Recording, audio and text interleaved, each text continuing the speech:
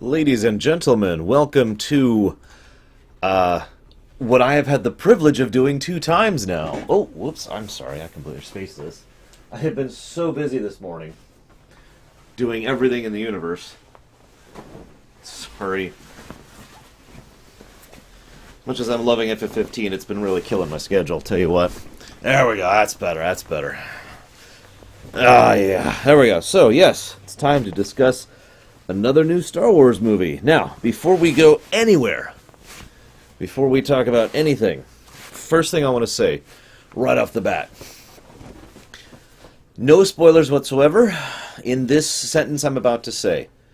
It was a good movie. I liked it. That's all I'm going to say. Anybody who wants to see this, hasn't seen it yet, doesn't want it spoiled, I have just given you my lack of spoiler opinion on it. It was a good movie. And it was not a normal Star Wars movie, and I think that was to its benefit. Now, I am going to give everyone the warning that most of you should already know about. This is a spoilery discussion. It is effectively impossible to properly discuss the movie without spoiling the hell out of everything. So there will be many, many, many spoilers, and in many, many different ways about many, many different things. If you are seeking to not have things spoiled, it's in the title. I just said it right now. It's going to be on the YouTube, whatever. You get the idea. Spoilers. Spoilers. Hang on. Let's get some epic music here. Spoilers. Spoilers. There we go. Okay. All right. So here, let's start that back up. The actual background music. I'm gonna wait just a moment. In fact, I'm probably gonna go ahead and push out a notification saying, "Hey guys, I'm streaming." Spoilers. Spoilers.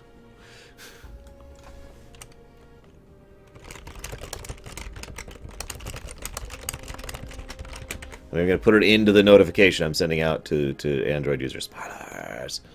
Spoilers. Okay, so what's up, everyone who is capable of joining me for this? I know several of you will be joining me on the VOD later, because I know a lot of viewers have not had the availability of seeing it in the last few days, which sucks. But nevertheless, shoutouts to all of you. Let me go ahead and say right off the bat that it was definitely a flawed movie. There were, I'd say, 3 or 4 moments which made me go, which basically pulled me out of the moment. But those 3, I think that speaks for how much I enjoyed the movie. Because I was so into it. I was just completely into it. And then all of a sudden something interrupted that flow. And I was like, and it's only then I realized how much I was invested in it, how much I was enjoying it, and how much I was really digging it. Because then immediately, then the bump would pass, and then I'd go back and be like, yes, this is still absolutely amazing. See you around him, Sonda. It's funny you say that, Darkstar. I had the exact same reaction. If it wasn't for the fact that I didn't get out of the movie theater until 1 in the freaking morning, and I didn't get home until like 1:30 because, Atlanta traffic, am I right? I would have actually popped in A New Hope right then and there and just been like, yep, I'm gonna play it. Or by play, I mean watch. Sorry, I know. I have this really bad habit. I was doing this during the movie, too. I kept referring to the movie as a game. I have that habit in general. I don't know if you've ever noticed that. It's just a thing. It slides so neatly into A New Hope. And I will also say one other thing. Now, this is going to be bordering on sacrilege, and I may actually lose some geek cred here, but I'm not a huge fan of A New Hope. I never have been, really. It has always been, back before the prequels came out, it was always my weakest of the trilogy.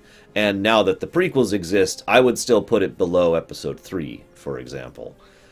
Just my opinion. Just my preference. A New Hope certainly was a very important aspect of the Star Wars mythos. Started off the Star Wars mythos, did a lot of good things, did a lot of things right. But when I just sit back and look at A New Hope compared to Empire Strikes Back, Return of the Jedi, all the other movies, it just kind of doesn't quite add up, in my opinion. But what I mean by that, to add to this point, what I mean in addition to this, is that I appreciated A New Hope more because of this movie. This movie actually made me really dig A New Hope more. Does that make any sense? And there's a couple of specific reasons for that. Para exemple, the fact that the flaw in the Death Star was designed by an inside man. That makes so much sense. I am astonished other people haven't gone into that kind of a concept before. That actually fills in that little hole, something I have always considered to be a little bit of a flaw in A New Hope, something that people have been making fun of for decades at this point. So it just suddenly was like, of course! That makes perfect sense! If you want, you know what, Iran? Nobody wants to see me, but if you want, I'll go to when it's nighttime. Is this better? I'm trying out my new backgrounds. I made a couple recently. I admit that one's a little darker than I'd like. I got another one, though, here. We'll do this one. Is this before daytime? No, we want right about here, right when dawn's going to be coming up. But yeah, they fixed that. That was brilliant. That was brilliant the way they did that. There's, yeah, no kidding, Psychotic. There's a lot of other things they did, but there's two really big thematic things they did, which I really, really liked. I don't want to talk about it first thing, because it's the stuff that resonated with me the most. Obviously, the repeated motif of hope was fairly consistent to the point where it was almost hammered into your face, but I didn't mind because it was, in my opinion, hope properly presented. In other words, Jyn Erso's. In other words, it's not hope as in everything will work out in sunshine and rainbows. It's hope that the end result will be positive, net positive, in the face of such overwhelming negative. And I like that. And, of course, the next movie is called A New Hope. But regardless of the obviousness of that, the fact remains, I felt that recurring motif of, victory through sacrifice, victory through cost, which was in the entire film, not just towards the end when people started dying off all willy-nilly. You see, it's one of the things I noticed as I was going through. You see constantly scenes that in most films in general, but especially Star Wars films, would be the scene where the good guys win. And instead, it's more like the good guys win by losing after taking massive losses. And also, then the Empire moves in and wins anyways. It's like it constantly reinforced in small ways and large how the rebels would win a battle and then lose the war. Just constantly. That was everywhere in the film, and I loved that. Yeah, exactly, Preacher. I agree with that sentiment completely. Hell, oh, yeah. Some Lord of the Rings vibes there.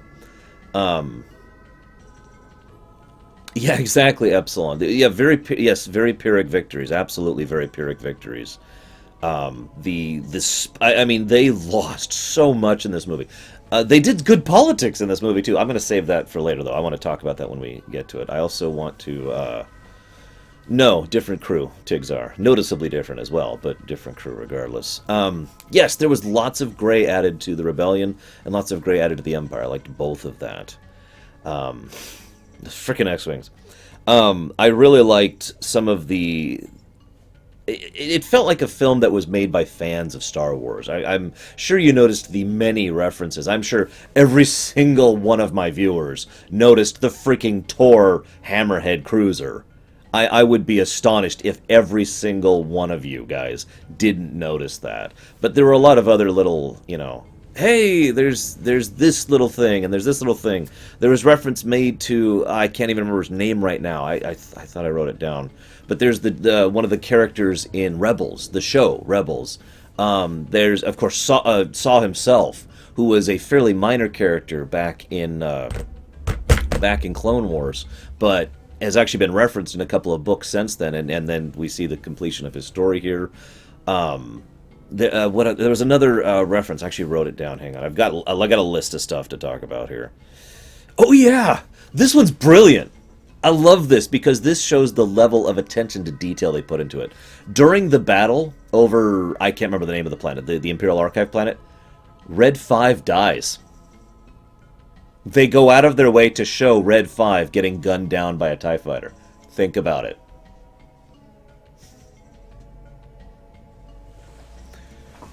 Just think about it. And of course they've got, you know, the guy from the cantina was there, yeah, and he's like, oh, it's not worth it. And then of course there's C-3PO and R2-D2 had their brief scene. There's a brief reference about you know, a lot of obvious stuff, but it never really detracted from me. Yeah, exactly, Panic, bingo. It never really detracted from me, most of the references, because A, most of them felt like the trouble with trials and tribulations. I hope some of you know what I mean by that. I can just explain if you want me to. But the other reason I didn't mind most of the references is several of the references were kind of helpful, because they led neatly and smoothly into A New Hope. That was the point of the movie. When Organa showed up, I did a little yes, seeing him there, seeing the same guy, same guy who played him, you know, in the prequel movies, seeing and his presence as part of this loose alliance made perfect sense and was very, very well done. And I loved that. And I also love the fact that I trust her with my life. And there's a reference to Captain Antilles in the background, and he mentions the fact that he's going to go after General Kenobi. You know, all that stuff. Yeah, Jimmy Schmidt, that's his name. Thank you. Having him back was great. All right, since I'm seeing a question here about. Whoa, hang on. Just a second. Hang on. When you've finished recording, you may hang up. What the? That's weird. That was my dad, but that's obviously not my dad, unless he's changed a few things I don't know about. Well, anywho, so let's go over this.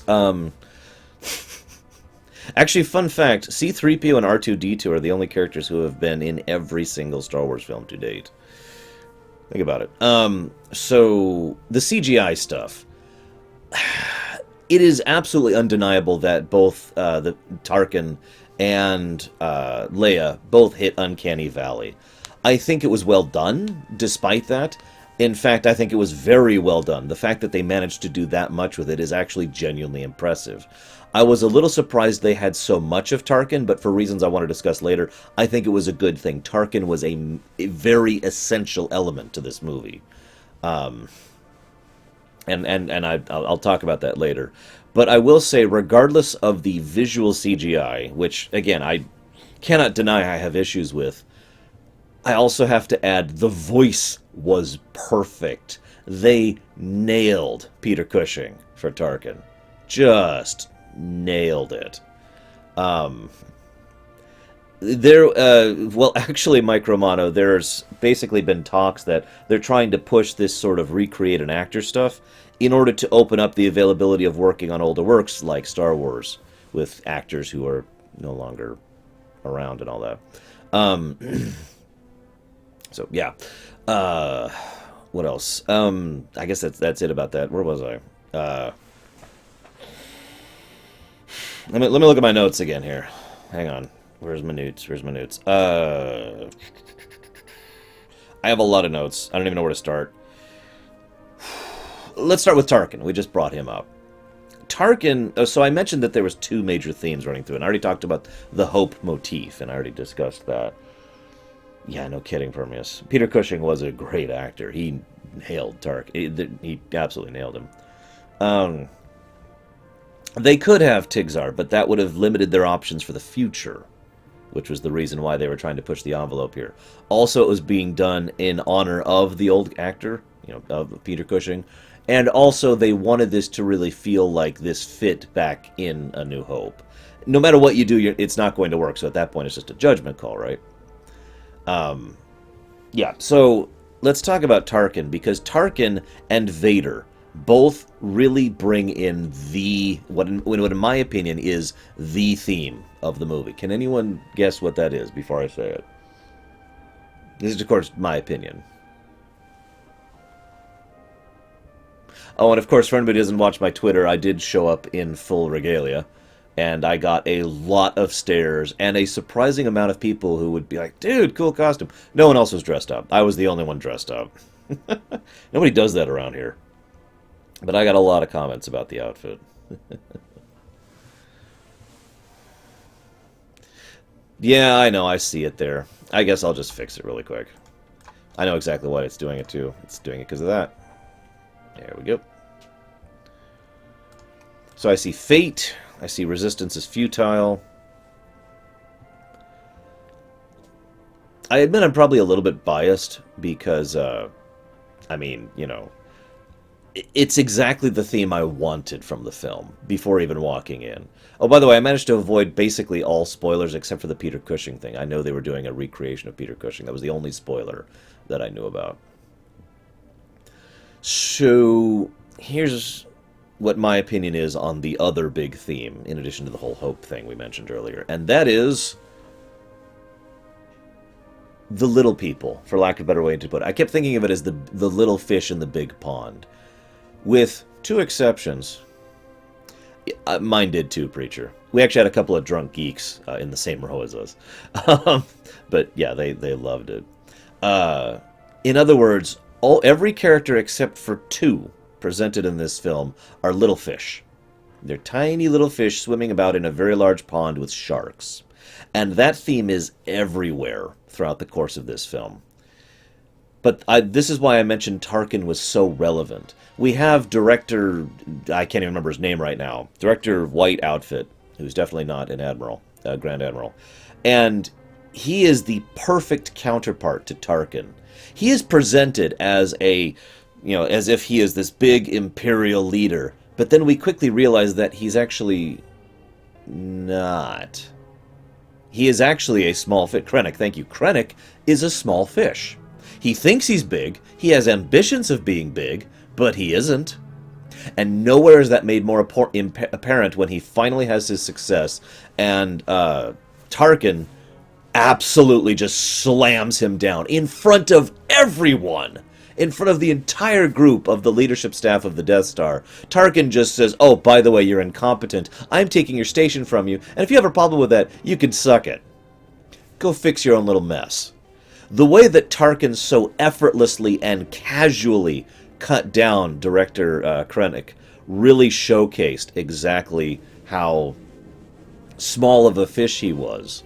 And it's also funny because, and then Vader, he goes to Vader, and he actually has the audacity, the gall, the sheer maul to actually talk back to Vader, even when he himself is, oh god, he's a little scared. But yeah, he's very much a tryhard. He's someone who is like trying to be more than he is. He imagines he is. See, here, let me put this way. Yeah, what Panic says is exactly correct. He envisions that he is already a Tarkin, that he is already at that level, that scope, that high level, right? But he isn't. He absolutely is not that high level of a person. He is a little fish. Vader just slaps him down and, make sure you don't choke on your aspirations. Absolutely loved it. And yeah, both Tarkin and Vader were made very clearly to be big fish. They were clearly sharks amongst the little fish. And that's why I say both of their inclusion was absolutely critical. By the way, that was Castle Bast, which is actually from the EU. When I first saw it, my first thought was, oh my god, is that actually Bast Castle? It's been referenced a few times. But yeah, that is actually on Mustafar. But really, speaking of the big fish, little fish thing, we see two Star Destroyers taken out by the entire Rebel fleet. It took some interesting, a little bit of Anakin, especially at this point, Panic. Yes, Tigzar. There was a little bit of, it took the whole fleet, and there was some good tactics, and I'll talk about that later, and they finally take down these two Star Destroyers, and then Tarkin shows up in the Death Star, big fish, and then Vader shows up in the Devastator, big fish, and immediately everything just completely shifts in their favor. You noticed that, right? Granted, there was already a battle they've been waging for some time, but I love the scene where all the rebels are getting ready and they're waiting for the boarding party, and the boarding party is just Vader. And Vader's just lights up the saber and just mows through them. That scene was brilliant, and it's probably one of the few times, in fact, actually, it's the only time in live action we've seen Vader in the suit as much of a badass as he actually is. Because Vader is the kind of guy who, in the EU, in the works where they didn't have limitations with special effects back in the 70s and 80s, can just destroy everything in his path. He is an absolute beast. And yeah, it was like cutting grass. It's like Link just, it was fantastic seeing Vader in action like that and just mowing through them. And of course, that you've missed everything, Dr. Nimbus. I'm not going to summarize, dude. I've been streaming for 20 minutes. And yeah, the rebels in absolute terror. It's funny to me because it took the guy at the door forever to realize that he was dead. And he hands it off about a second before Vader cuts through him. You noticed that, right? In the AU, Bast Castle is on Mustafar. In the EU, it is not, just to make that differentiation clear. But they have, I've read some of the ancillary works since last night. Yes, that was supposed to be on Mustafar. Yeah, I know, just... and he's just going down... he's absolutely mowing them down. I loved it. My audience was great. They absolutely exploded with joy at that scene. I don't think he needed to, Mike Romano. I think they were plenty afraid, as is. I agree with that, actually, Indiana Joe. That would be awesome if properly presented. By the way, did you notice that Vader's outfit was designed based on his A New Hope appearance, not the Empire Strikes Back or Return of the Jedi appearance? Anyone notice that? The eyes are a little different. There's a few other little differences in the helmet, that kind of a thing. So yeah, the big fish, little fish thing is everywhere, but the thing that they did really, really well is two parts that, in my opinion, are very mandatory and very, very, very important to a little fish story. One is they made you, how do I put this? They showed how the little fish can affect the larger picture. It's actually harder to write than you'd think, to have a little character who is not powerful and not politically affluent and is a little fish in a big pond actually have an influence on the pond as a whole. It's actually fairly hard to write that without getting into cliches or stupid writing or anything like that. There's a lot of difficulty in the writing. So props to them for making all these little fish actually matter, in a big way even. And then the other thing they did is they did the Ramza thing. So the Ramza thing, for those of you who haven't played Final Fantasy Tactics, first of all, it's a great game that I recommend the PSP version of because it's awesome. But second of all, the Ramza thing is what Enterprise should have been over in Star Trek. I don't mean the ship, I mean the show. There's all these people over here who are suffering and dying and struggling, and their actions will make a significant effort, a significant contribution to the setting as a whole, and no one knows about it. Unsung heroes is actually what I tend to think of that concept as. The people who who nobody even realizes saved the world, and who do it anyways because of who they are in the dark, when they're alone in the dark. I really like that. And I really found that awesome. When Saw died right towards the beginning, I was like, okay, that's expected. I was actually starting to get a little bit surprised because it was my impression that they would have all the characters survive. I know a suicide mission, but that would be the typical thing for a movie to do, A. And B, from a logical perspective, it wouldn't be that out of bounds for these people to be in the background, and that's why we never heard of them, because they're part of the Rebel Spy Network, which is doing the underbelly stuff, right? Instead, they all frickin' die. All of them.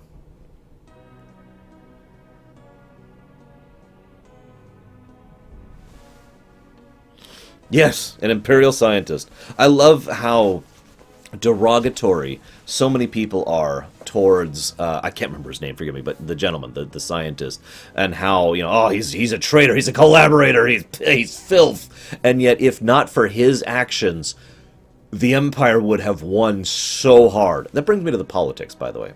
I want to talk about at least one thing politically speaking here. They showed something that they almost never have acknowledged in Star Wars, but that was awesome. They showed the fact that the Rebel Alliance, prior to Yavin 4, was extremely fractious and not actually an alliance. It actually wasn't even called the Rebel Alliance back then. It was called the Alliance to Restore the Republic. I don't mean to say that to, nitpick. I say that to show that it was just a bunch of different groups of people who all had their different little perspectives and ideas of how to move forward, and there was no unification.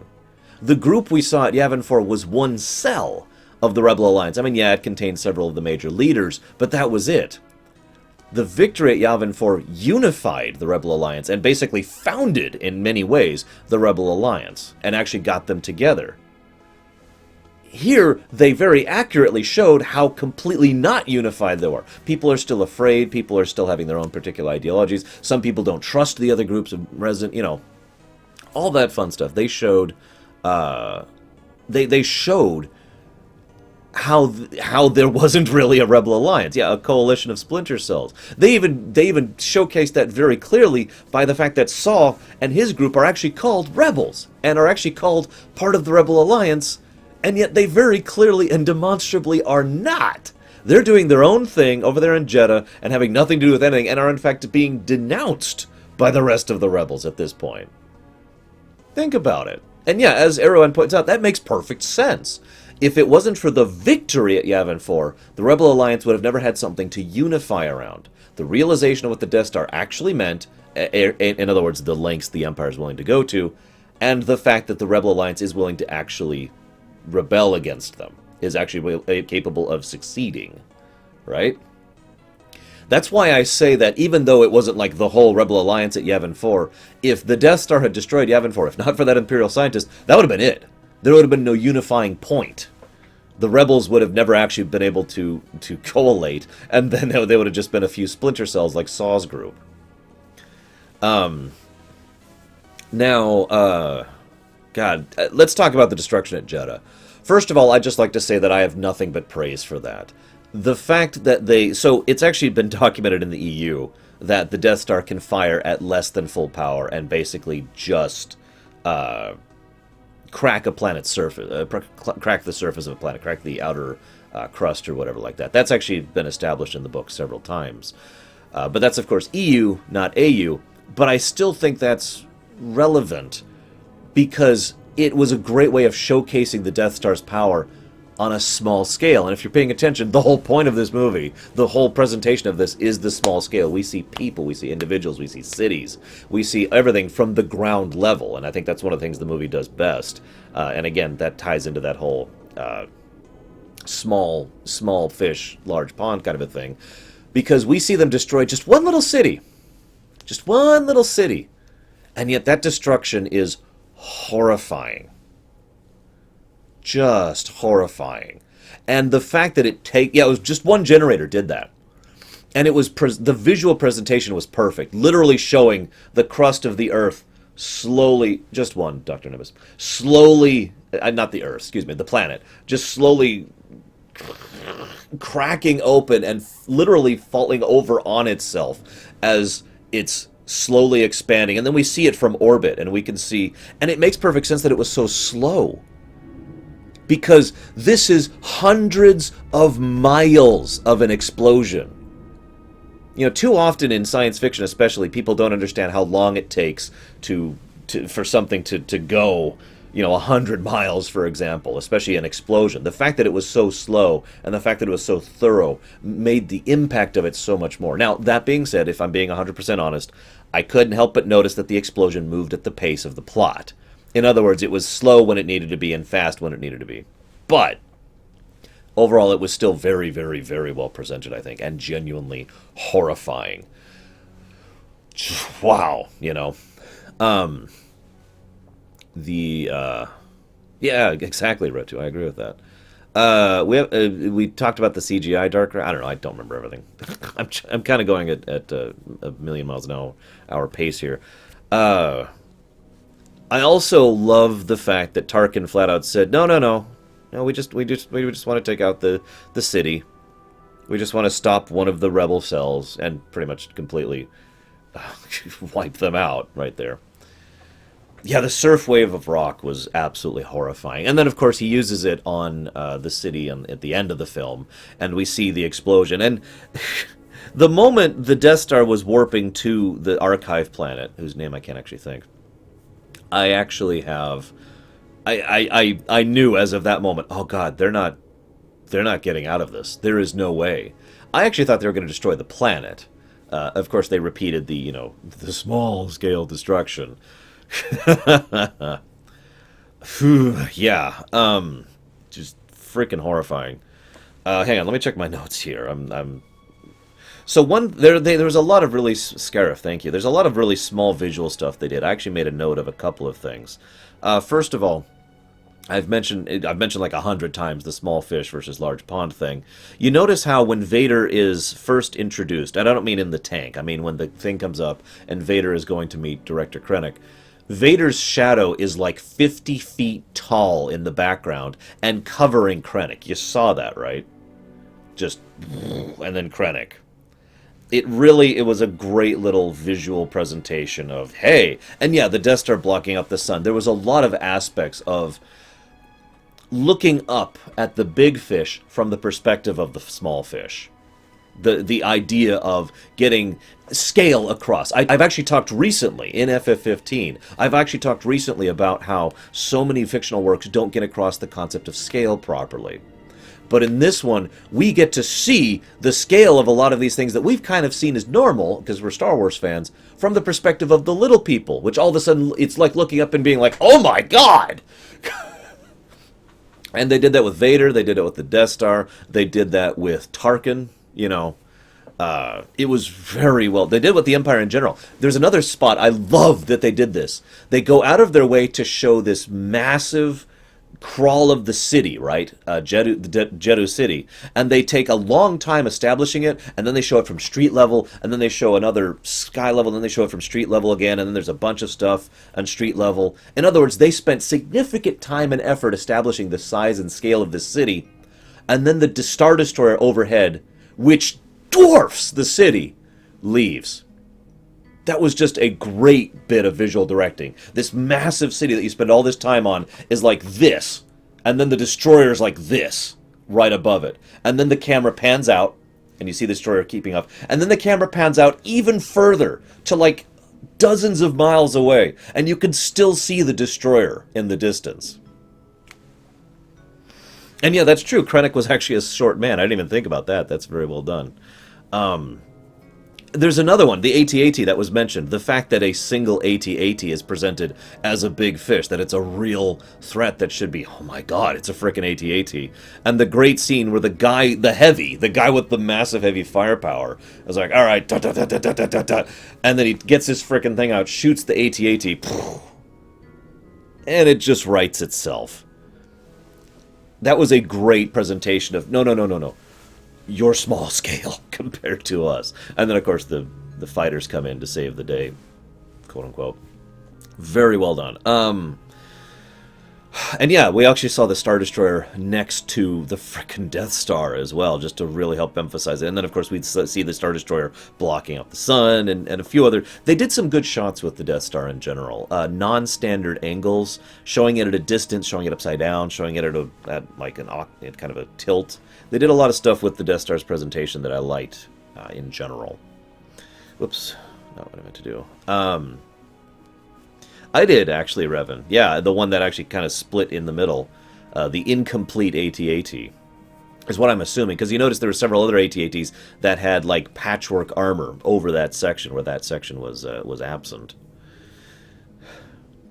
I'm just going to go down the list of my notes at this point. If anybody has anything to shout out, please feel free to do so. There was this great part about what I call the sunk cost fallacy. So, I don't mean I came up with that term. I mean, that's what I'm applying it to. I was, admittedly, War Wager.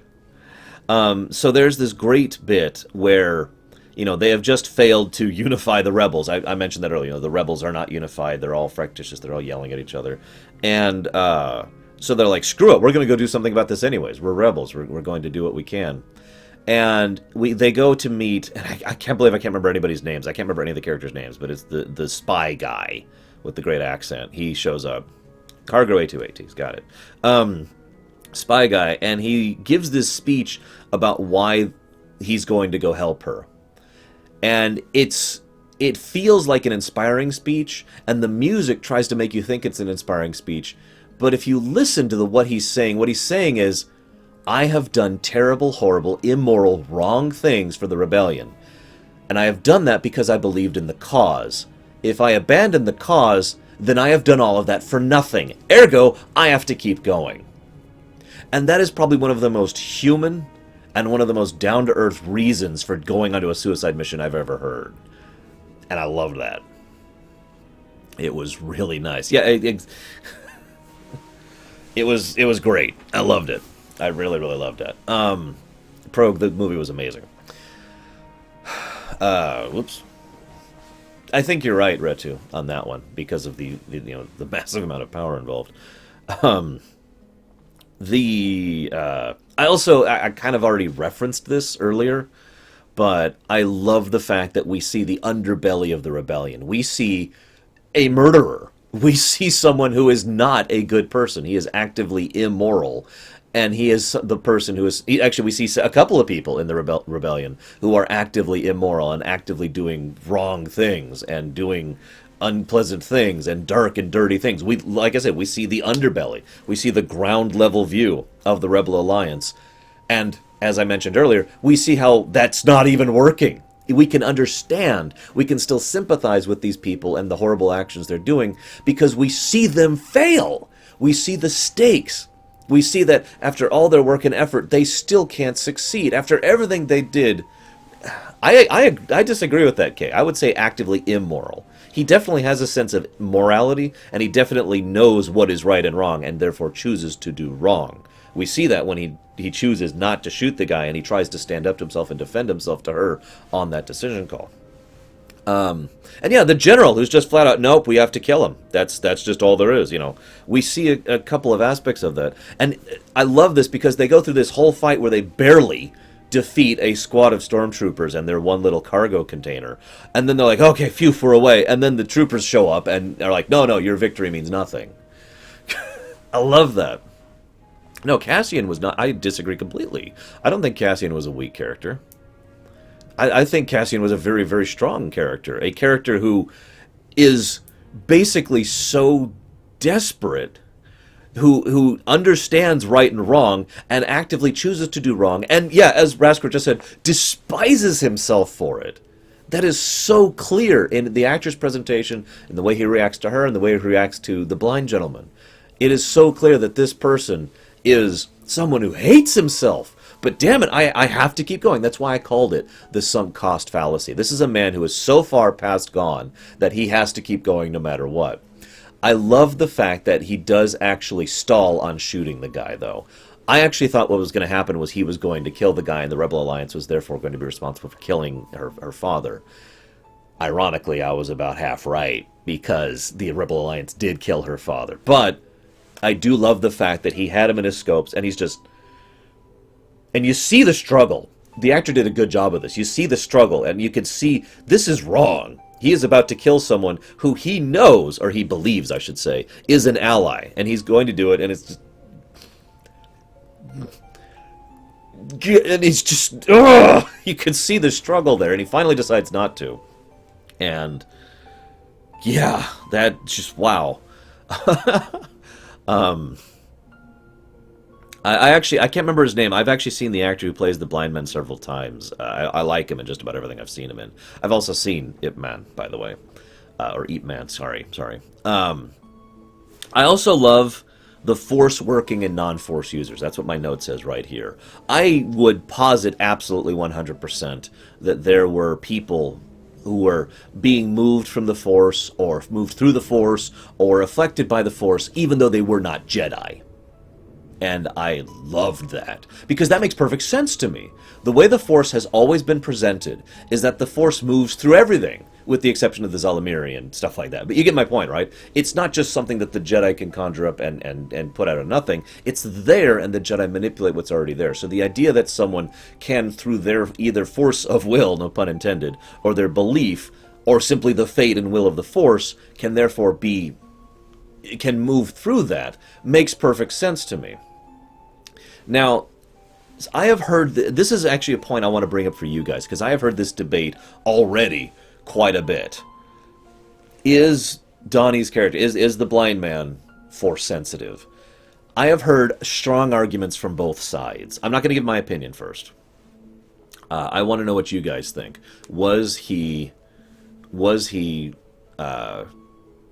force sensitive, do you think? And I'll just pause for a moment here. How was the blind guy presented? I thought he was very well done. Granted, I like the actor, like I just mentioned. He does come across a little bit... he does have a lot of cool for cool's sakes, what I nowadays refer to as Legolas things. He does have a lot of Legolas moments in him. There's a scene where he literally shoots down a TIE fighter. He's blind, I want to remind you, but it is pretty well presented.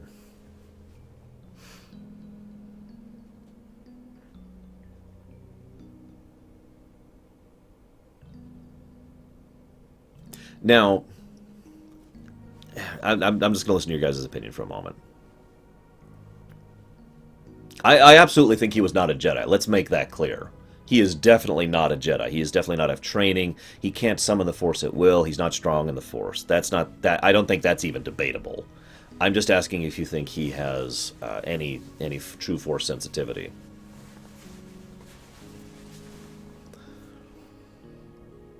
Yeah, what Kay said is a little more accurate. He doesn't actually one-shot the TIE fighter himself. He disrupts the TIE into the blaster. Now, okay, I'm going to go and give my opinion now, because I actually have two of them. So, it makes perfect sense in the way it's presented in the film that he is Force sensitive. It fits perfectly. There's like a dozen reasons to show why he is Force sensitive. The fact that he literally has the way he's paying attention to things, the things he picks up on, the luck moments, the Han Solo moments, if you will. You know, it's ridiculous, the level of skill involved. And so it makes perfect sense, but if I'm being honest, here's my second opinion. I like the idea better thematically that he is not. Because what I like is the idea that he can move through the Force without being Force sensitive. That he is aware of it, he is aware of the Force, and he believes in the will of the Force, and therefore is able to accommodate that and be able to accomplish what he does. And I like that as well, because that then inspires his bodyguard. I can't remember his name either. I can't remember anyone's names. But his bodyguard is someone who has been very Han Solo, you know, the Force. Give me a break. I don't know what the hell that is.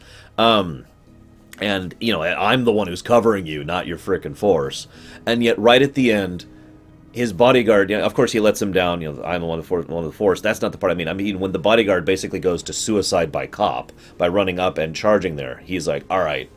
And thus, I like the idea that the bodyguard was inspired as a result of not being Force sensitive. Does that make any sense? It fits better for me thematically. It fits better with the overall structure of the story for me. But I will also point out that there's a trillion pieces of evidence. People in chat are just mentioning like a dozen or so. There's more.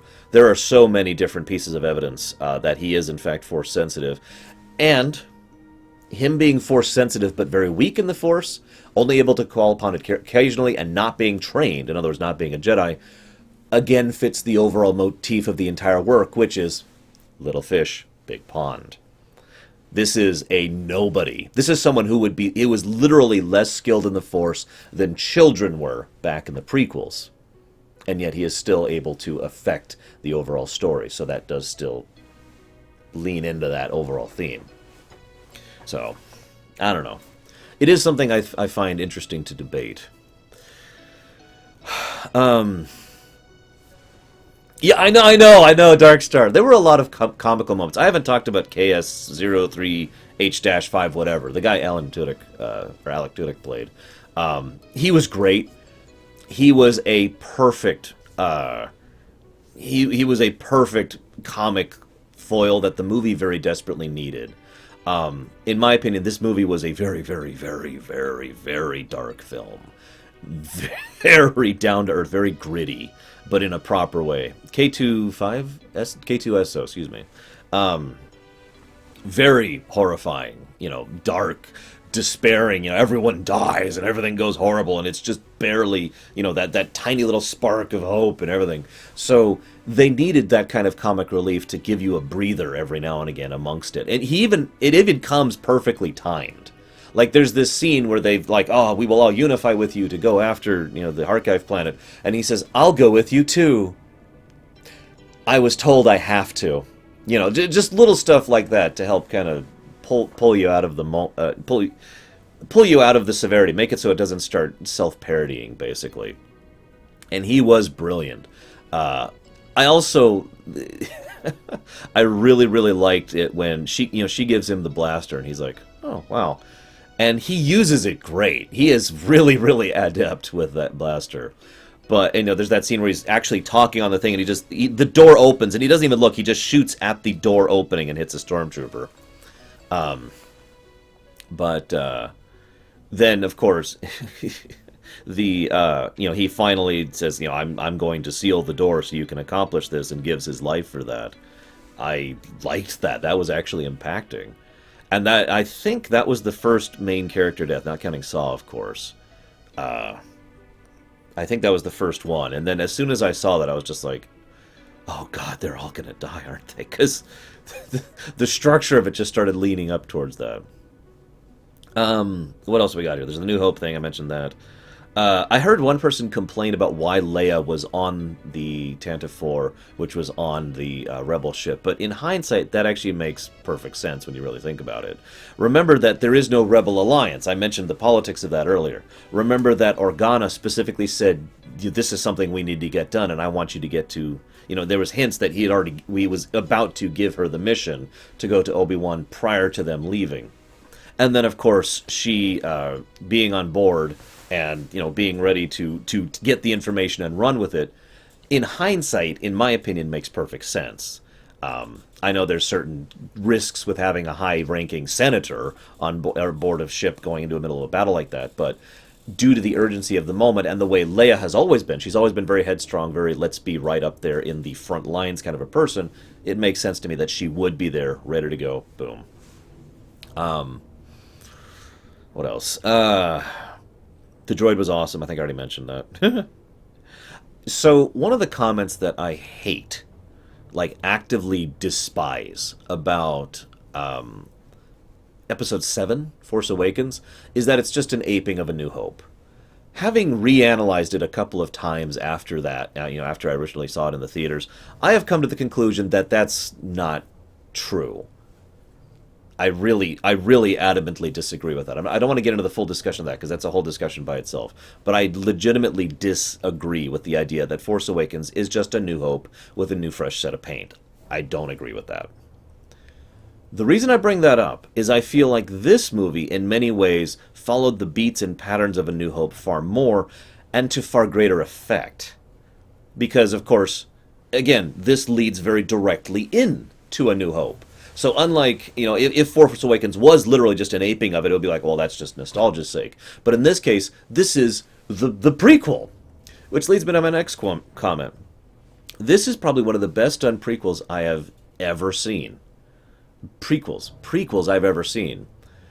A prequel is actually a very difficult thing to write. I've actually talked about this on my show a few times. A prequel is very, very difficult because you have to look at it and be like, why have we never heard of any of these new characters before? Why are they significant to the story? And you're always limited because you know where the story's going. Writing a successful prequel story is very, very, very hard to do. This is, I'm going to re-emphasize this because I mean this sincerely. This is probably one of the best prequels I've ever seen.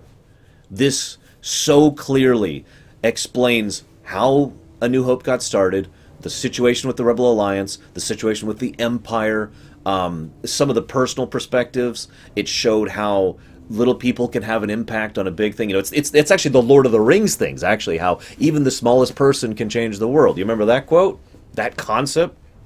It showed, and it very clearly and definedly explained why we've never heard of any of these people. Not just because they died, but because of the turbulent times they were in and the circumstances. It's not like at some point in Empire Strikes Back we're going to pause and say, thank God for that Rogue One group who got us the Death Star plans. There was not... It fit almost perfectly into there. So just my opinion on that one. I also agree that sidequel, a well-done sidequel is awesome. See Plague Knight for a good example of that. What else we got here? Callbacks, reactions, what do we got here? I think that's actually all of my notes, all the major points I wanted to cover. I loved this film, like, a lot. I really, really did. I want to go see it in the theater again. In fact, what I want to do is I want to grab this thing on Blu-ray, like, immediately, and then immediately watch A New Hope right after. I want to do that now. I do have 2 more comments. Excuse me. Thank you for reminding me. So, a funny fact: the woman who played 3 more comments. Excuse me. The woman who played Mon Mothma, for those of you not aware, is the same woman who played Mon Mothma in Episode 3. Now, if that's a confusing statement, I don't blame you, because she only played Mon Mothma in a deleted scenes of Episode 3. But if you've seen those deleted scenes, you know what I mean. It's the same woman. It's the same actress. And in my opinion, she actually did a fairly good job of playing Mon Mothma. So that's awesome. So that's the first thing I wanted to mention. The second thing I wanted to mention was... Yes, Jiramata. Absolutely. The second thing I want to mention, and it's not actually a mention, it's a question. I want to ask you guys something. If you could have this team, this director, writer, producer, the people involved... Yeah, exactly, Darkrai. That is true. But I bet most people didn't even notice that. If you could have this group of people, this team of movie makers, make another movie in the 2-year gap, I think it's 2 years, between A New Hope and Empire Strikes Back, would you? Like, if you had the ability to flip the switch to yes or no on that one, what would be your judgment call? And any additional thoughts you want to share with that, I would love to hear. You'll notice I don't say the year gap between Empire Strikes Back and Return of the Jedi, because it is my adamant opinion that Shadows of the Empire covers that perfectly, and there's no need for another thing in there. There's no need for anything else there. Although a properly done Shadows of the Empire movie would be awesome, but is impossible at this point in time. Agreed. Okay. Literally, as well as figuratively. The tentacle monster. That seemed fairly out of it. I think the only purpose of the tentacle scene was to establish how Saw was even worse than he was in the show. In the show, he was already an extremist who was not a good leader. It was the death of his sister, who was the actual good leader, that led him to try and take up the mantle. And, to be blunt, I don't think he did a good job of it, and I think this movie showcased that, so that's some good continuity there. I do feel Saw in this was very true to his character, is what I'm trying to say. I like it more than a Han Solo movie. I'm with you on that. Something more down to earth. I'm with you on that.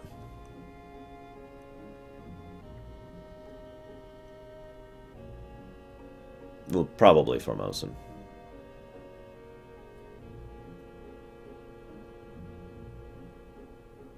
I'm not sure, Preacher, but it wouldn't surprise me that much.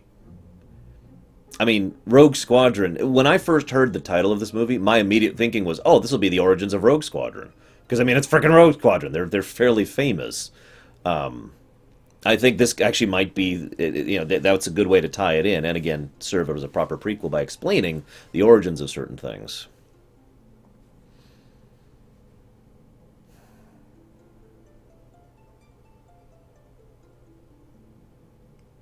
Sorry, I'm just reading everyone's comments here. I like that idea. Make it kind of the hunt for Luke, now that Vader is aware of Luke. Brief cameo from Ian McDiarmid. He's still around. He can still play Palpatine. Splinter in the Mind's Eye? No, I didn't like that book. Sorry. See, yeah, that's the problem with doing that thing, is because we don't... I mean, if the only way to do that kind of a thing would be to have this... The CGI stuff for Luke and Han and several characters, actually. Vader was in it for a couple of scenes, and both of them were pretty damned awesome. Oh, hey, Darkrai, you missed that. Both of them were awesome. I mean, I talked about extensively earlier, but both of them were awesome. The main character was fantastic. So this kind of leads into one of the negative comments. So I've been building up to this, because We have to acknowledge negatives. We have to. It's mandatory for proper thinking and for not slipping into fanboyism or hateboyism. We have to look at a work and say, this is what's flawed with it. Jyn is, in my opinion, simultaneously perfect and also very flawed. Let me explain what I mean by that. Her character arc is perfect. I have no complaints about her character arc. It is fantastic. The fact that she starts off as a prisoner and she's got this screw everything kind of mentality, and all of that is then explained by her being not only a member of Saw's group for years, but then the fact that he frickin' abandoned her for her own good, but still, for what he believed was her own good, very Saw. And then the fact that she's like, no, we're going to do this because of my fricking father. So all of that makes perfect sense, and I can explain why very briefly.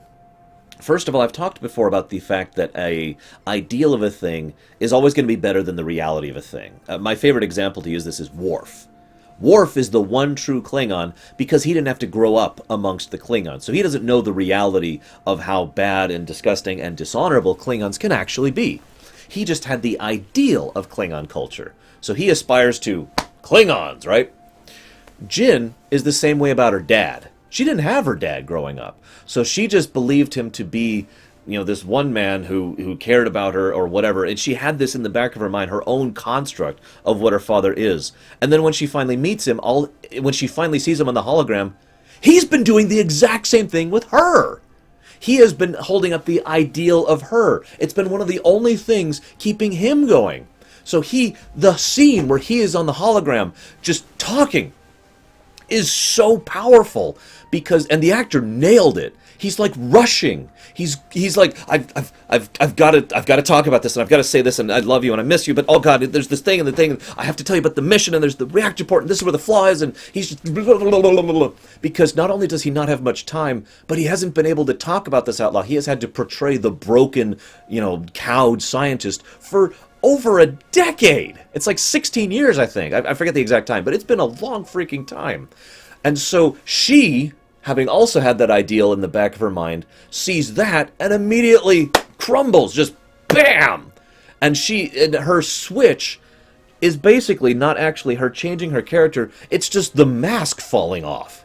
That's all that happens. The mask just crumbling off of her, and you can see it on the actress's face as she's staring at this, and she's just like, you can see the raw emotion pouring out of her skin almost, and out of her eyes and out of her hair as she's just watching this. And yeah, she falls to her knees at the end of the hologram.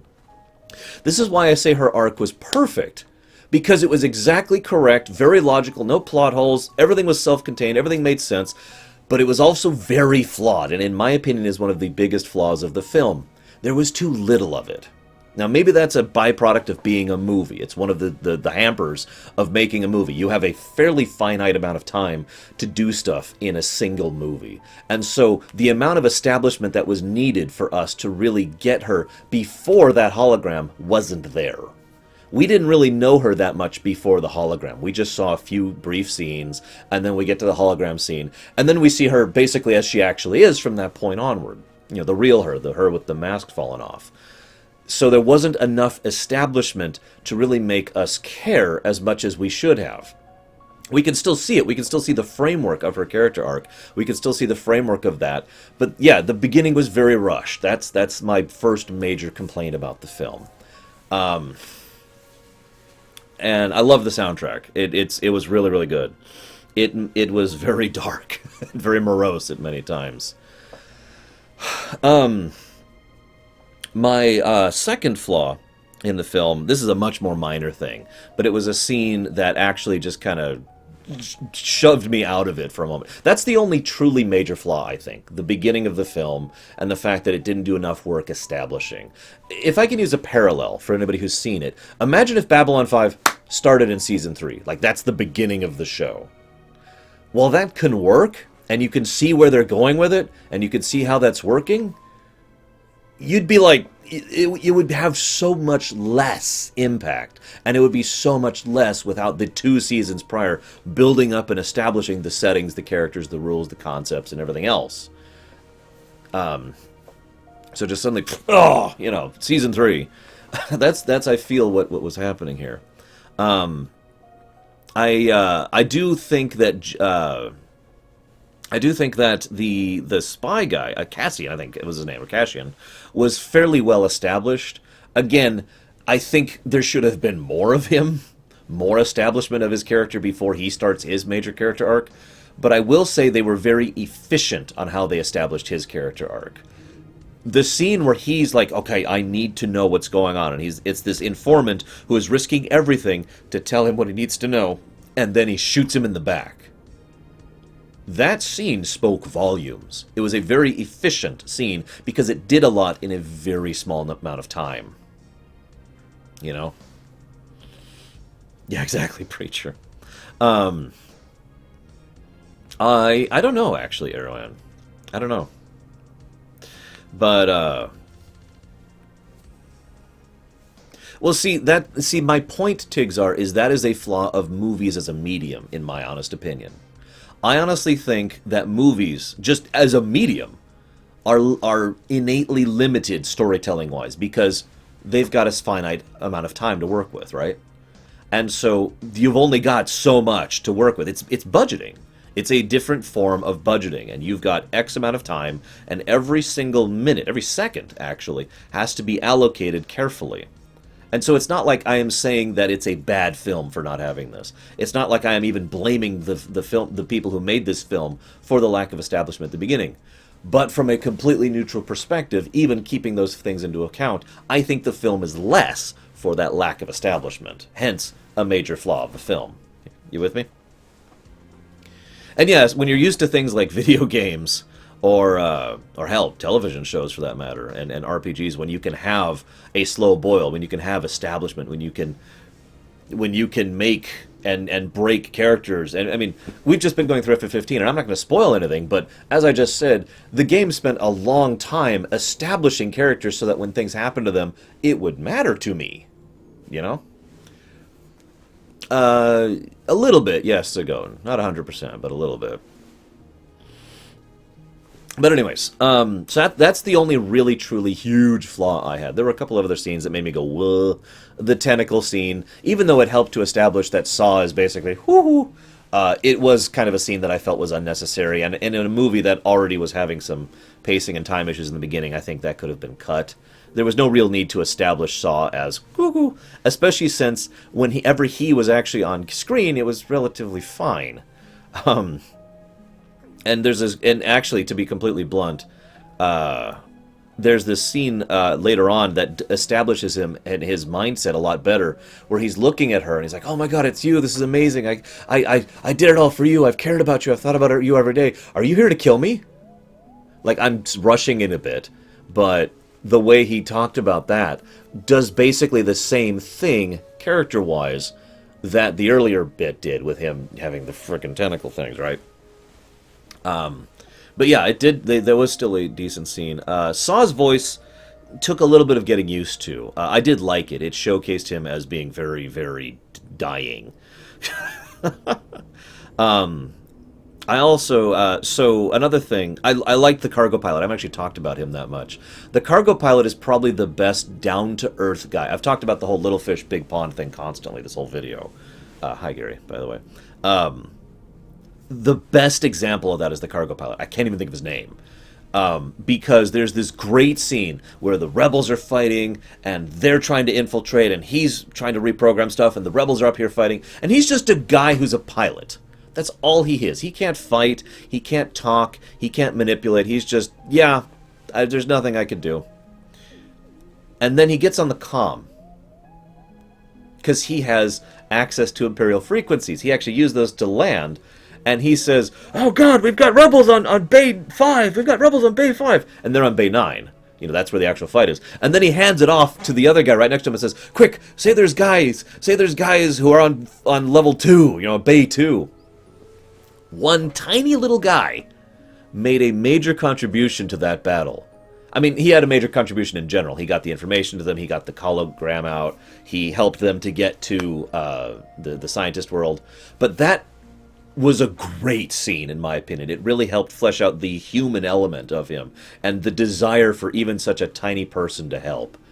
I have to admit, even though it was cliched, I really liked the scene where he got the connection thing, got connected to the Admiral, not Akbar, but the other Mon Calamari. Oh, I want to talk about the Mon Calamari too. He got connected to the Mon Calamari Admiral. He's like, we need this help. And the Mon Calamari's like, we're on it. And then within seconds, grenade, dead. It was a little cliched, but I'd be lying if I said it didn't start hitting me emotionally. Now, most of the deaths hit me emotionally, if I'm being completely blunt. Especially the last one, when the explosion engulfed them.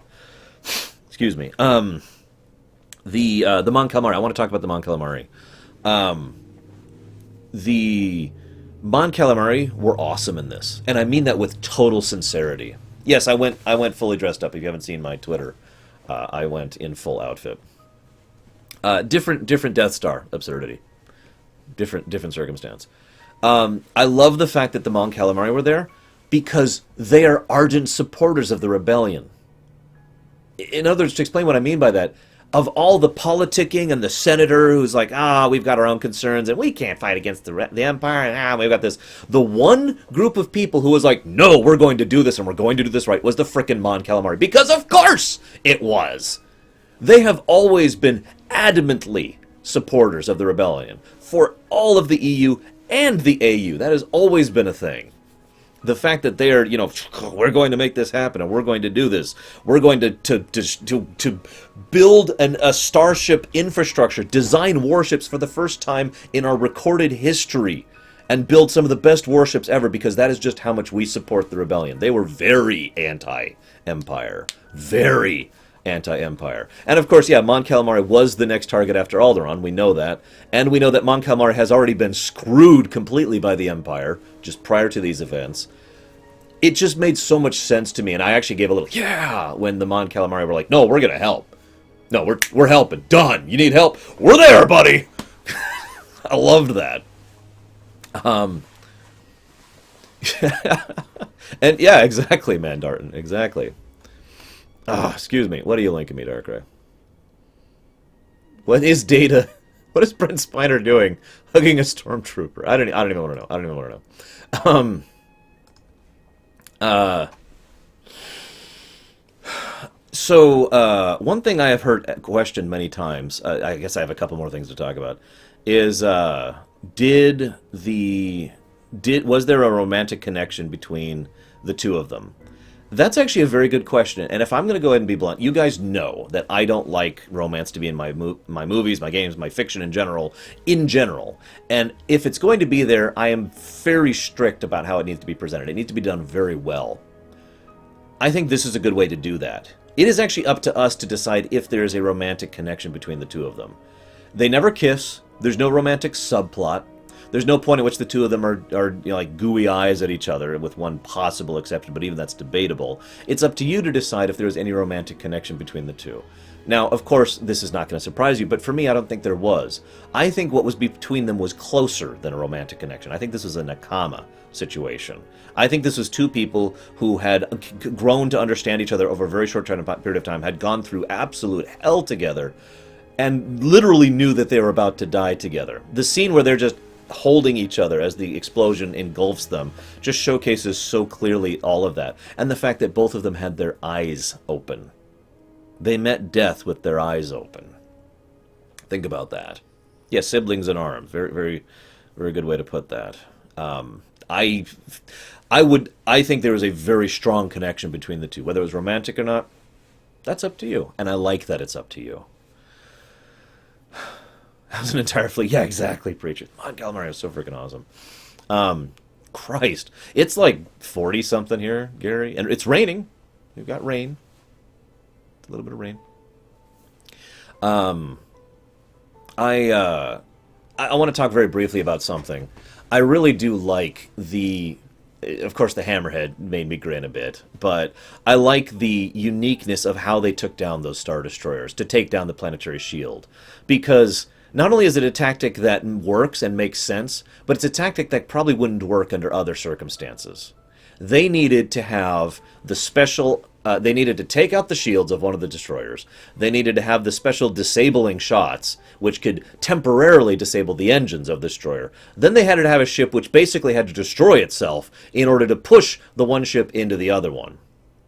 So that's like a combination, and also the destroyers had to be maneuvering very close to each other, and of course they had the desire to get them the shield. So that's like 5 or so different events that all had to be in place for that specific tactic to win. But it was a very smart tactic given the circumstances, and I liked that. They actually outthought the clearly superior Star Destroyers that were present. And of course, then they get the hell out of Dodge, and yeah. Yikes. Yes, there were tons and tons and tons of cameos and references. I found a list last night. I couldn't possibly list it all. Here, let me see if I can... Yeah, actually, I'll just put it on my computer. I'm screwed. I have a computer. I'm at my computer now.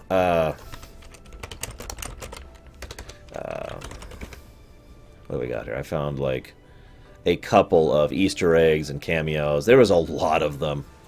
The Ghost, which is Hera's ship, was in there a few times. I actually noticed that. I just forgot about it just till now.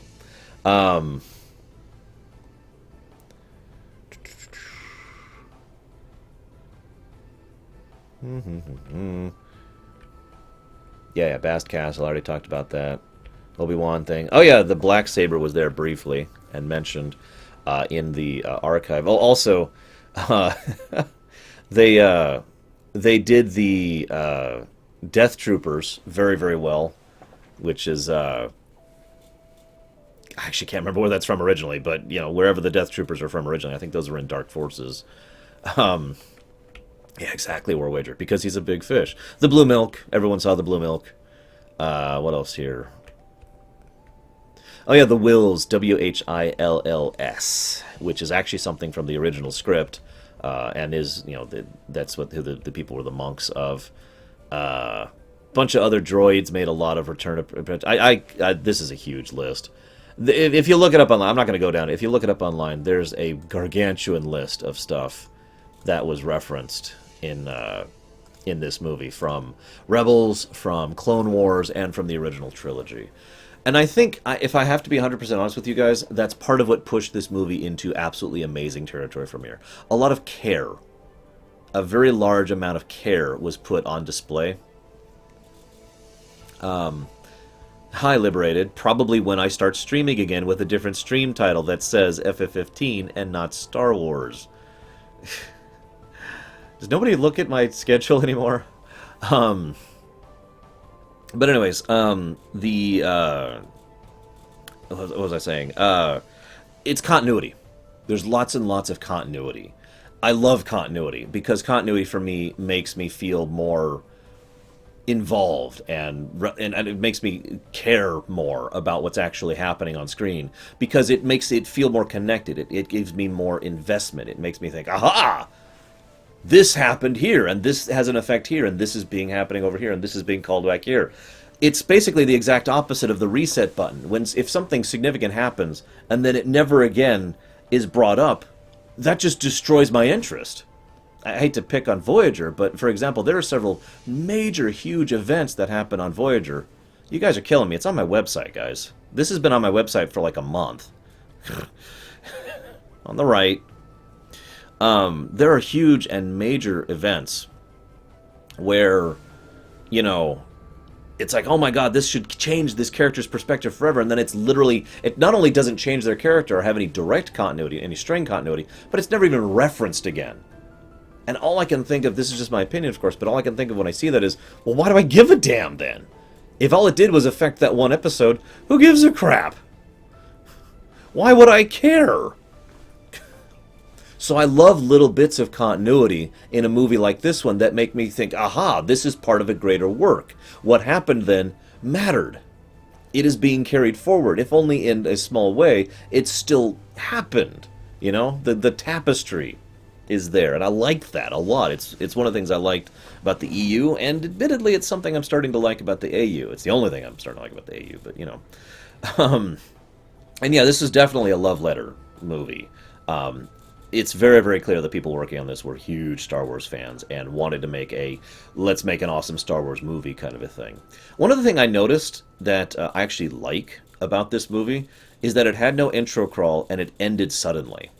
I know that sounds weird, but what I mean by that is it feels like the if you were to picture this movie in a physical format, it feels like the end and beginning are smooth that can and clean cuts down, so you can just slot it right into Star Wars, like the overall continuity, just shunk, and it just fits perfectly. The title crawl would have slowed that down a little bit, in my honest opinion, and wouldn't, and, you know, the establishment wasn't necessary in this in the title crawl thing. We know what's going in, so it just shunk, and the ending leading quite literally directly into A New Hope. Just again, it slides right in. I like, yeah, it's a bridge, perfect example. It's a bridge, and I do enjoy that.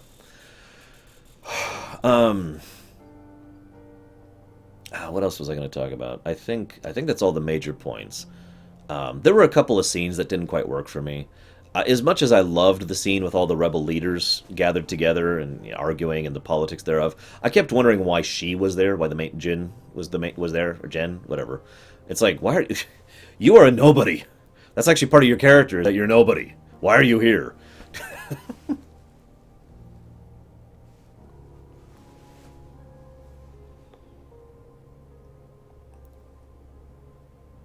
I don't even know what you're talking about, Gary. If you go to the front page of my website, there's a calendar that shows where all the YouTube stuff's going on, and on the right side is a little blurb on the widgets that shows here's the upcoming events, one of which is the fricking that's the schedule for streams, one of which is the one we're doing right now.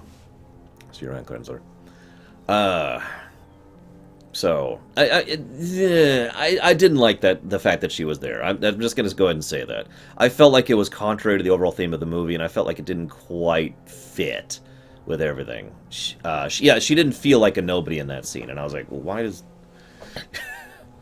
It's just a shrug. It's not a major flaw. It's just something that made me go, huh? It's one of the few scenes that pulled me out of the moment. No, not that, Gary. I think Gary's blind, guys. I'm going to pull up my website right now. Okay, so right now there are no upcoming events because we've passed it. But if you look on the right of my website, there's like whether or not I'm streaming. Immediately below that is the regular schedule for new viewers. Immediately below that is something called upcoming events. Now, it currently says there are no upcoming events, but it has, for over a month now, this stream has been right there under upcoming events. And that's where I put whenever we have a scheduled stream. For future reference, that's where my schedule is for streaming. It's right there under upcoming events on the right side of the page. You don't need to click anything. In fact, I have no idea what happens if you click anything. Here, I'll click something. What happens if I hit view calendar? If you hit view calendar, you see a stupid page of stupid. Don't click view calendar. Don't do that. I wonder if I can get rid of the view calendar button there. I'll have to look into that. Anyways, maybe she was heartless.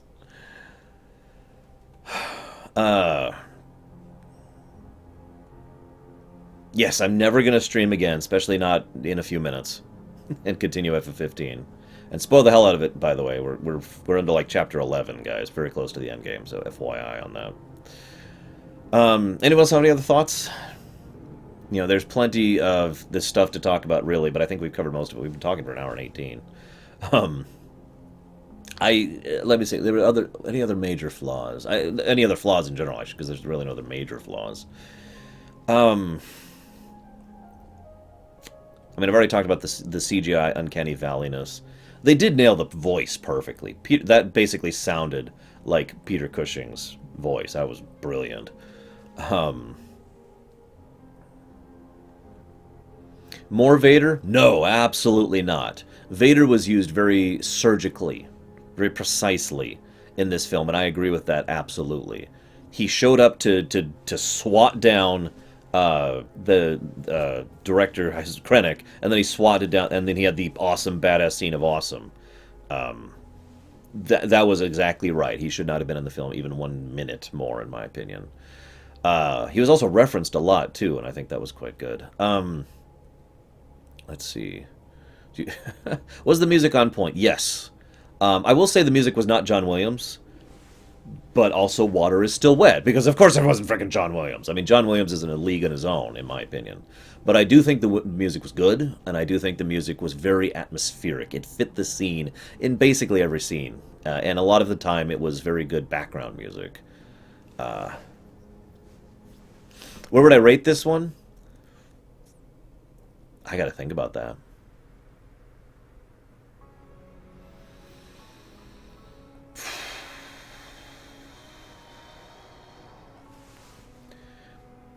The top slot for me shifts depending on my mood at the time. So let's just go ahead and skip the debate and say Empire and Return are at the top for me.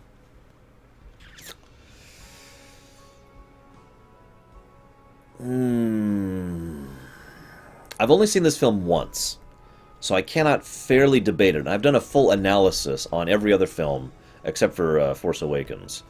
But I would say that right now, without further time, just having seen it once in the theater, I would say at the very least this movie is in the running to be alongside Force Awakens and Episode 3. I agree, Formosan, absolutely.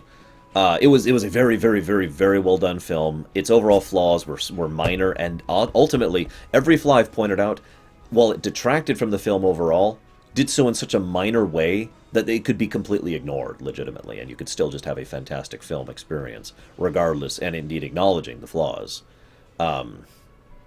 So that really helps elevate this film, in my opinion. I think if you made me make a judgment call right now, I would say the two top ones, which are tied, then... Damn, that's a hard call, but I think I would go ahead and give it to Rogue One, then Force Awakens, then Episode 3. And then Episode 4, and then Episode 2, and then Episode 1, in that order. Yeah. That's probably how I'd put it in. Yeah, actually, I did notice that Formosan. I loved his speech where he tells him, "I've lost nothing. All you've cost me is time." Yeah, that was a really really good scene to really hammer in his character. I also like the fact that he actually didn't he didn't move forward as a character. Krennic didn't grow as a character, but I think that was a good thing. I think he was so obstinate, so delusional, and so convinced of his own self-importance. This is a man who had the balls.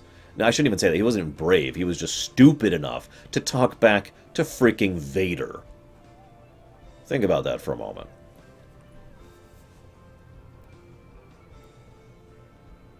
I have no idea, Darkstorm. Yeah, that was a bit of a movie magic scene. I can't really argue that, Formosan. Like I said, it was a very minor point for me. The voice sold it. If the voice was not on point, I'd be a lot more negatively inclined towards Tarkin, but the voice was perfect. And I'm sorry to gush about this again, but I loved the way he just smacked Krennic down in front of everyone. Like he was a fly. Because Tarkin is very much a big fish in the Star Wars universe. Always has been.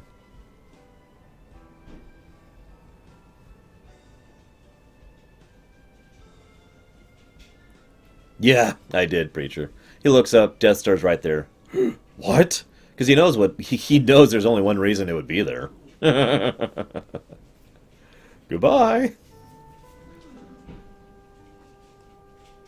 The Death Star? The Death Star? What, Preacher? No, I'm just making fun.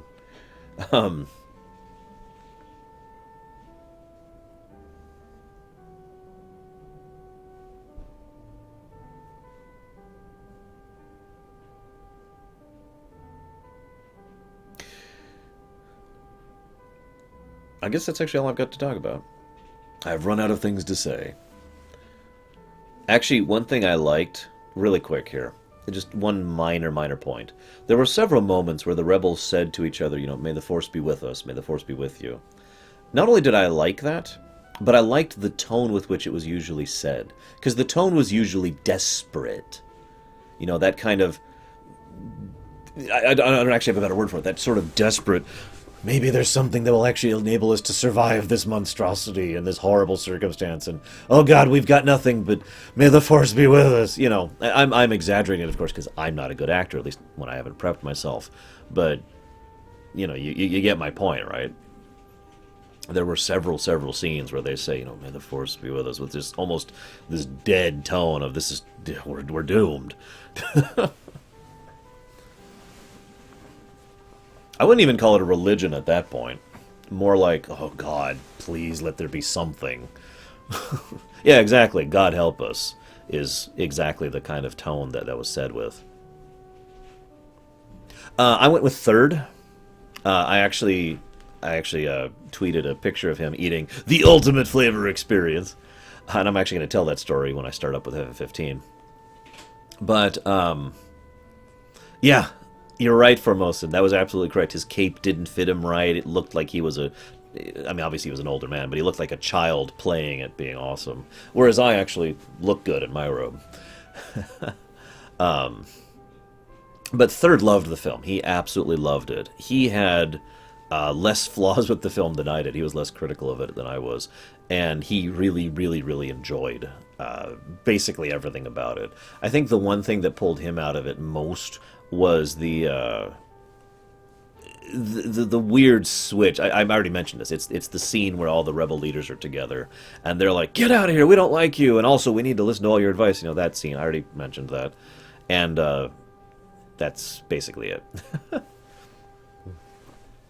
Well, like I said, Formosan, I haven't done a full in-depth analysis of this film, nor will I until it comes out on Blu-ray, or rather, until someone requests it, so I can justify buying it on Blu-ray, because otherwise I probably won't. I still don't own Force Awakens.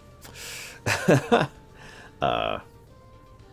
yeah, I really liked this film. It was really good.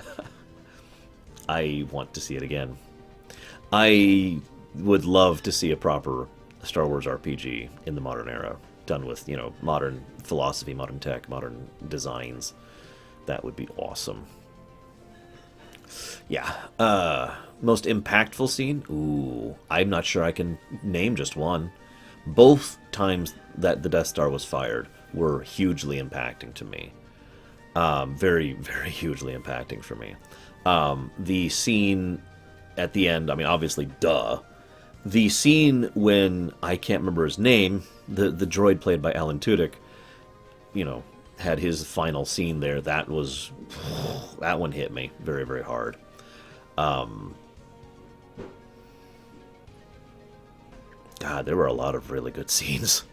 The scene where Cassian is hesitating to shoot him, there's a lot. There's too many. I'm not sure I can name just one. K2SO. Alan Tudyk, damn it. What do you want from me? He really did nail that role so well. I can only praise him. I cannot... I've said, there's a couple of flaws in this film. Speaking legitimately, I don't think any of his presentation or his lines or his voice acting was a flaw. I would actually give it an A+. I would give it 100 out of 100 for the presentation of K2SO in the film. Speaking totally sincerity, especially since he was a little bit of a variant. Most of the times we have this kind of droid character in a Star Wars film, and we've had this several times, but each of them, in my opinion, has had to establish a slightly different feel, for good or for bad, to differentiate them. And he did feel different from all the other of that type of character that we've seen thus far. And I like that.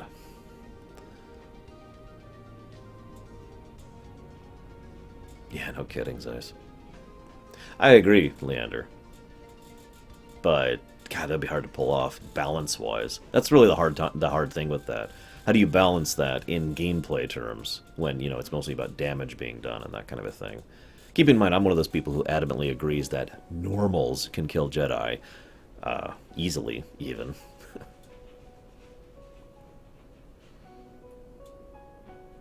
But, yeah. So what I'm going to do, I'm going to go and I'm going to get some food. I haven't actually eaten breakfast. I've been working all morning. And so I'm going to eat breakfast / lunch. And then I am going to...